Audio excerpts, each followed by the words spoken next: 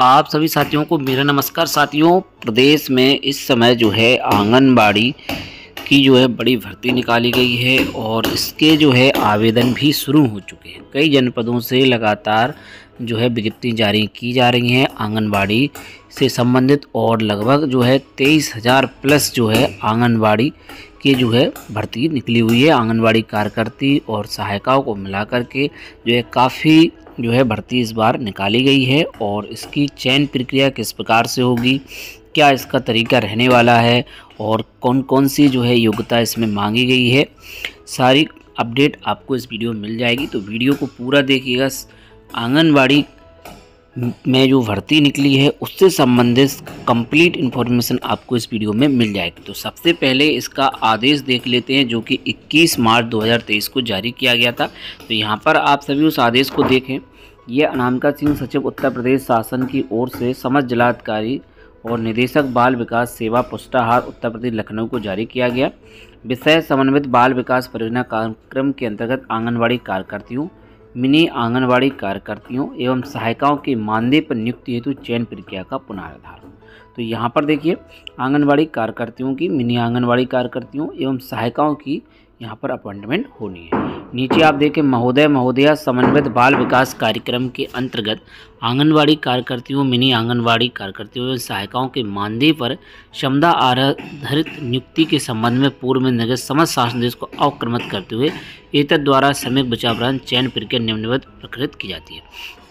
तो यहाँ पर योग्यता की बात कर लें सबसे पहले, तो आंगनबाड़ी कार्यकर्तियों, मिनी आंगनबाड़ी कार्यकर्तियों एवं सहायिकाओं हेतु शैक्षिक योग्यता इंटरमीडिएट उसके समकक्ष होगी। तो देखिए मिनिमम योग्यता यहाँ पर इंटरमीडिएट रखी गई है और अगर ज़्यादा योग्यता है और उसका क्या बेनिफिट है उसके बारे में आगे चल करके बात करेंगे। वहीं पर आयु सीमा की बात कर लें तो 18 वर्ष तथा अधिकतम आयु 35 वर्ष होगी। आंगनबाड़ी कार्यकर्ती, मिनी आंगनबाड़ी कार्यकर्ती और सहायिकाओं के लिए 18 वर्ष से 35 वर्ष होगी।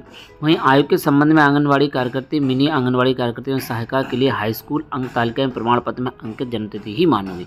तो जो डेट ऑफ बर्थ है उसका कंसिडर कैसे किया जाएगा कि जो हाई स्कूल की मार्कशीट होती है और उसका जो प्रमाण पत्र होता है उसके हिसाब से।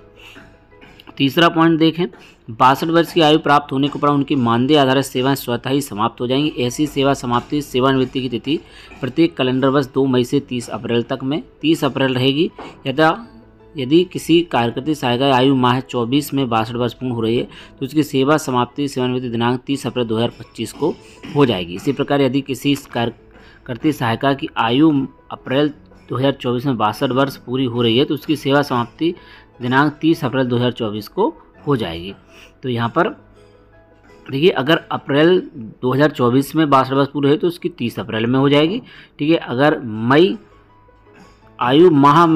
में 2024 में 62 वर्ष पूरे तो उसकी सेवा समाप्ति जो है 30 अप्रैल 2025 में होगी। तो इस प्रकार से जो है इसका रिटायरमेंट का होगा। ठीक है, और क्या क्या छूट रहेगी उसको भी आप समझ लें कि ओबीसी अगर हैं तो आयु सीमा 3 वर्ष की छूट जो मिलती है ऑलरेडी मिलेगी और SC ST में भी 5 वर्ष की आयु सीमा में छूट मिलेगी। तो यहाँ पर इस प्रकार से जो है छूट मिल जाएगी। 18 से 35 है तो ओबीसी के लिए जो है जो मिनिमम छूट मिलती है वो 3 वर्ष की मिलती है तो 38 वर्ष तक हो जाएगा और SC ST को 5 वर्ष तक मिलती है तो 40 वर्ष तक जो है अप्लाई कर सकते हैं। वहीं सबसे अब आप नीचे की ओर चयन हेतु पात्रता और अर्हता किस प्रकार से रहेगी। तो यहाँ पर देखें, सर्वप्रथम आंगनबाड़ी कार्यकर्ती कुल रिक्त पदों के सापेक्ष जो भी आंगनबाड़ी कार्यकर्ती के रिक्त पद हैं उनके सापेक्ष 50% पदों पर आंगनबाड़ी कार्यकर्ती की भर्ती हेतु अपेक्षित अर्हता पूर्ण करने वाली आंगनबाड़ी सहायिका से चयनित कार्रवाई की जाएगी।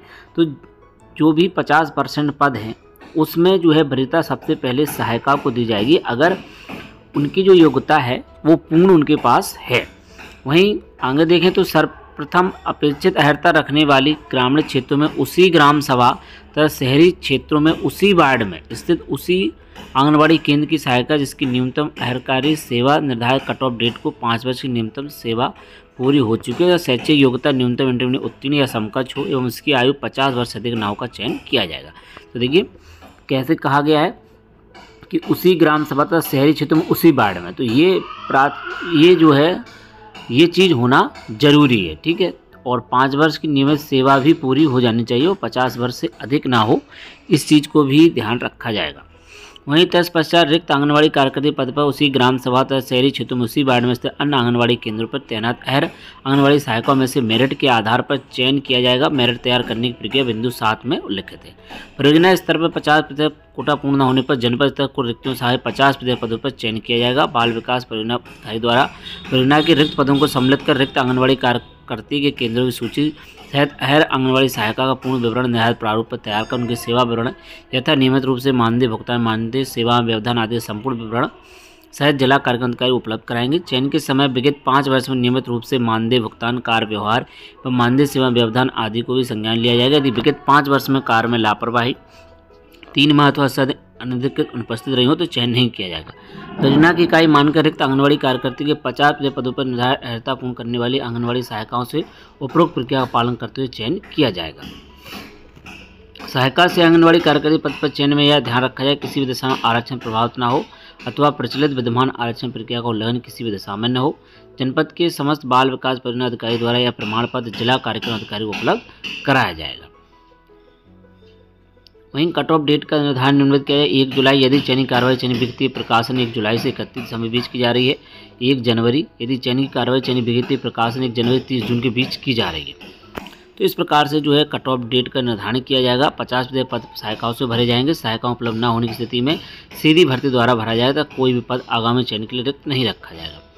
चयन समिति द्वारा चयन पत्रावली परियोजना विवरण के साथ यह अभिलिखित किया जाएगा कुल कितने प्रतिशत आंगनबाड़ी कार्यकर्ता पद चयन द्वारा भरे गए, ताकि भविष्य में जब भी पुनः आंगनबाड़ी कार्यकर्ता के रिक्त पदों पर विज्ञप्ति प्रकाशित हो जाएगी तो यह ध्यान रखा जाएगा कि उपरोक्त के अनुसार 50% आंगनबाड़ी कार्यकर्ता रिक्त पदों पर अहर आंगनबाड़ी सहायिकाओं चयन किया जाएगा।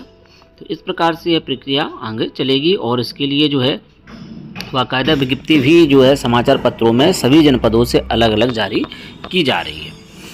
सीधी भर्ती हेतु आंगनबाड़ी कार्यकर्ता, मिनी आंगनबाड़ी कार्यकर्ता और सहायिका पदों पर चयन की वरीयता उसी ग्राम सभा, वार्ड, शहरी क्षेत्रों में वार्ड होता है और वहाँ पर ग्राम सभा की निवासी गरीबी रेखा से नीचे जीवन करने वाले परिवारों की विधवा महिलाओं को यहाँ पर वरीयता दी जाएगी।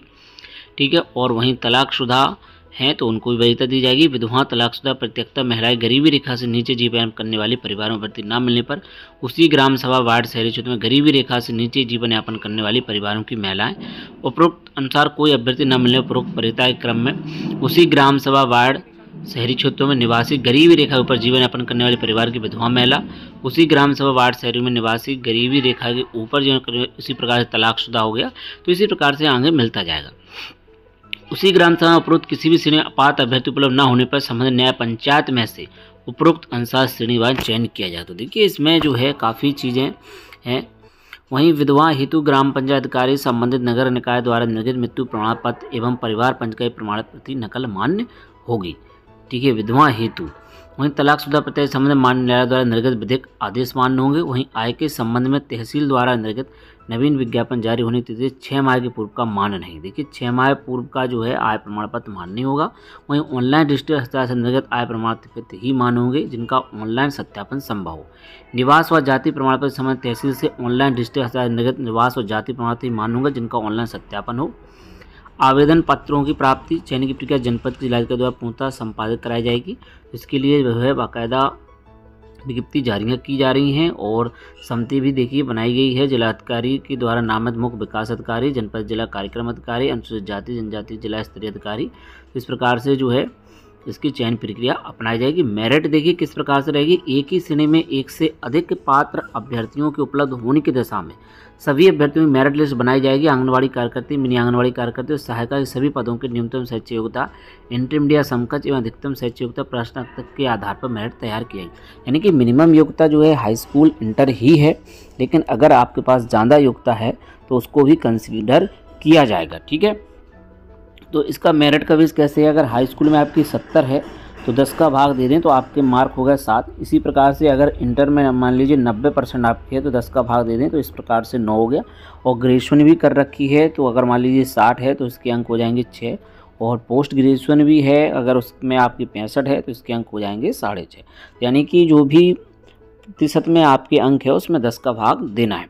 अभ्यर्थी द्वारा प्राप्त अंक प्रतिशत को 10 से विभाजित करने पर जो उत्तर प्राप्त हुआ वही उसका अंक माना जाएगा। तो इसी प्रकार से जो है इसकी मेरिट बनाई जाएगी। टोटल ये मेरिट वे से भर्ती है। इसमें किसी प्रकार की कोई भी परीक्षा नहीं होने वाली है। वहीं बताया गया कि समस्त परीक्षाओं के अंकों जोड़ने के पश्चात मेरिट लिस्ट तैयार की जाएगी। यदि एक से अधिक अभ्यर्थी समान अंक प्राप्त करते हैं तो अधिक आयु वाले अभ्यर्थी को वरीयता दी जाएगी। यदि एक से अधिक अभ्यर्थी अंक व आयु भी समान तो अधिक शैक्षिक रखने वाले अभ्यर्थी को वरीयता दी जाएगी।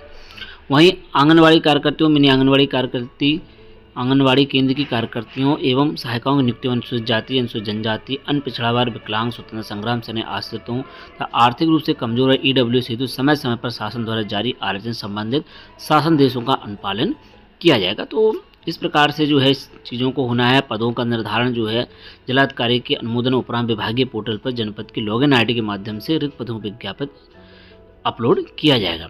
फिर उसके बाद जो है सारी प्रक्रिया अपनाई जाएंगी, इसकी सूची बनेगी और जो है सब कुछ आपको क्लियरली से ये चीज़ें आपको मिल जाएंगी। देखिएगा इस प्रकार से ये आदेश है। यदि वर्तमान कार्यरत कोई आंगनबाड़ी कार्यकर्ता, मिनी आंगनबाड़ी केंद्र की कार्यकर्ता, सहायिका द्वारा ग्राम सभा सदस्य, ग्राम प्रधान, क्षेत्र पंचायत सदस्य, जिला क्षेत्र पंचायत अध्यक्ष, मानदेय आधार समुदाय सेवा घोषित होने तथा शपथ नीति स्वतः समाप्त समझा इसके लक्ष्य नोटिस दिए जाने की बात आवश्यकता नहीं होगी। देखिए यहाँ पर लिखा है कि महापौर आदि पर निर्वाचित हो जाती हैं तो इनकी सेवा समाप्ति हो जाएगी और कई और अन्य वजह हैं जिनकी से जो है सेवा समाप्ति भी हो सकती है। यदि अपना मूल निवास संबंध अपना गांव छोड़ देती हैं, ठीक है, और अपना दायित्व निर्वहन ठीक से नहीं करती हैं तो इस प्रकार से यह प्रक्रिया अपनाई जाएगी। तो साथियों इसी प्रकार से यह प्रक्रिया अपनाई जाएगी। अगर आपके और भी अन्य डाउट हैं इससे संबंधित तो आप कमेंट में पूछ सकते हैं। और बाकी की जनपदों से लगातार जो है इसकी जो है विज्ञप्ति निकाली भी जा रही है। तो यहाँ पर आप देख सकते हैं ललितपुर जनपद से विज्ञप्ति निकाली गई है 15/3/2024 की। और वेबसाइट आप देख ले तो UP आंगनबाड़ी भर्ती.in इसी वेबसाइट पर जो है आवेदन भरने हैं। और देखिए यहाँ पर बताया गया है कि उपरोक्त पदों को ग्राम सभा वार्डवार विवरण और आरक्षण सहित अर्हता का पूर्ण विवरण जनपद के कलेक्टर विकास भवन, तहसील विकासखंड इत्यादि कार्यालय के नोटिस बोर्ड पर चस्पा की गई है। साथ ही विभागीय वेबसाइट देखिए UP आंगनबाड़ी भर्ती.in पर अपलोड है। ठीक है, ये जो है कि किस में जो है कितने पद हैं और किस कैटेगरी के हैं इसके लिए जो है आपको बताया गया है कि विकास भवन, तहसील विकासखंड इत्यादि कार्यालय के नोटिस बोर्ड पर चस्पा कर दी गई, वहाँ पर आप देख सकते हैं। और विज्ञापन पदों हेतु ऑनलाइन आवेदन की अंतिम तिथि 5/4/2024 है, जो कि ललितपुर जनपद से जो विज्ञप्ति निकाली गई है उसमें 5/4/2024 है। कई जनपदों की जो है विज्ञप्ति आ चुकी हैं, आप इस वेबसाइट को ओपन कर सकते हैं UP आंगनबाड़ी भर्ती.in। तो साथियों उत्तर प्रदेश में आंगनबाड़ी कार्यकर्ताओं की बम्पर भर्तियाँ जो है निकाली गई हैं। अब चलिए चलते हैं इसकी वेबसाइट पर। तो साथियों यहाँ पर UP आंगनबाड़ी भर्ती.in वेबसाइट खुल चुकी है और कई जनपदों की देखिए विज्ञप्ति भी जारी हो रही हैं। यहाँ पर आप देखें तो देखिए मुजफ्फरनगर की विज्ञप्ति जारी हो चुकी है, लास्ट डेट 1/4/2024, शामली में 2/4 और एटा में 1/4। तो इस प्रकार से देखिए कई जनपदों की यहाँ पर विज्ञप्तियाँ जारी हो रही हैं। आप जो है इनको देख सकते हैं, आपके जनपद की भी विज्ञप्ति भी आपको मिल जाएगी। सभी जनपदों में जो है आवेदन की अंतिम डेट जो है अपने अपने प्रकार से देखिए उन्नाव में 4/4 है, कानपुर में 6/4 है, रामपुर में 3/4, गौतम बुद्ध नगर में 5/4, फर्रुखाबाद में 5/4/2024। और इस प्रकार से अगर आप इस पर क्लिक करेंगे तो देखिए ये विज्ञप्ति डाउनलोड हो जाएगी और देखिए ये ओपन हो रही है। तो देखिए इस प्रकार से जो है यह ओपन हो जाएगी। आप अपने संबंधित जनपद की देख सकते हैं, यहाँ पर जो है आदेश जारी कर दिया गया है। देखिए इस प्रकार जैसे मथुरा जनपद की विज्ञप्ति निकाली गई है, इसी प्रकार से सभी जनपदों की लगातार विज्ञप्ति निकल रही हैं और आप इनको देख सकते हैं और उसको फॉर्म को फिल कर सकते हैं अगर आप जो है आपकी योग्यता है। और यह भर्ती सिर्फ जो है महिलाओं के लिए है और विज्ञप्ति पदों केवल महिला अभ्यर्थी ही पात्र होंगे। तो साथियों और भी अन्य अपडेट के लिए जुड़े रहिएगा शिक्षा भाई यूट्यूब चैनल पर। यहाँ पर आपको जो है रोजगार से संबंधित और शिक्षा विभाग से संबंधित महत्वपूर्ण अपडेट समय समय पर दी जाती है। तो यूपी में आंगनबाड़ी रिक्रूटमेंट 2024 के अंतर्गत काफ़ी जो है रिक्रूटमेंट इस बार निकाली गई है और महिला अभ्यर्थियों के लिए काफ़ी बड़ी अपडेट है। इसके लिए आप आवेदन कर सकती है। सारी टर्म और कंडीशन और किस प्रकार से आवेदन किया जाने से संबंधित सारी जानकारी आप तक साझा कर दी है। अगर आपके कोई भी अन्य डाउट है तो इसके लिए आप हमसे संपर्क कर सकते हैं। आप जो है कमेंट कर दें, आपके कमेंट का आंसर जरूर दिया जाएगा। तो साथियों मिलते हैं किसी नेक्स्ट वीडियो में। जय हिंद।